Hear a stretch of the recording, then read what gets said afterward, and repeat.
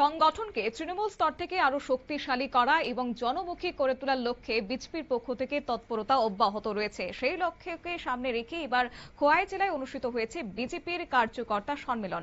রাজ্য নেতৃত্বের উপস্থিতিতে এদিন দলীয় কর্মী সমর্থকদের নিয়ে ভবিষ্যৎ কর্মপরিকল্পনা এবং সাংগঠনিক রূপরেখা নিয়ে বিস্তারিত আলোচনা করেছেন শীর্ষ নেতৃত্বরা। বিজেপির খোয়াই জেলা কমিটির উদ্যোগে মঙ্গলবার খোয়াই নতুন টাউন হলে অনুষ্ঠিত হয়েছে কার্যকর্তা সম্মেলন। অনুষ্ঠানে প্রধান অতিথি হিসেবে উপস্থিত ছিলেন বিজেপির রাজ্য সভাপতি অভিষেক দেবরায়। এছাড়াও উপস্থিত ছিলেন মন্ত্রী বিকাশ দেববর্মা, বিধায়িকা কল্যাণী সাহারায়, বিধায়ক পিনাকি দাস চৌধুরী সহ জেলা এবং রাজ্য স্তরের অন্যান্য নেতৃত্বরা।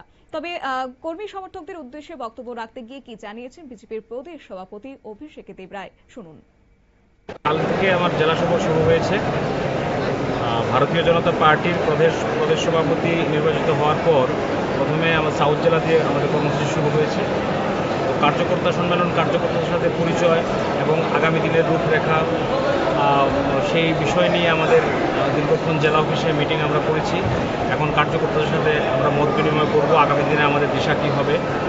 তো আজকে এখানে আমাদের জেলা সভাপতি জেলার বিনয়বাবু উপস্থিত আছেন, তার সঙ্গে চিফ হুইপ আমাদের তেলিয়ামুড়ার বিধায়িকা মাননীয়া কল্যাণী রায় মহোদয় এখানে উপস্থিত আছেন। সম্মেলনে দলীয় সংগঠনের বর্তমান কার্যক্রম, বুথ ভিত্তিক সাংগঠনিক শক্তি বৃদ্ধি এবং সাধারণ মানুষের সঙ্গে আরো নিবিড় যোগাযোগ স্থাপনের বিষয়ে আলোচনা করা হয়।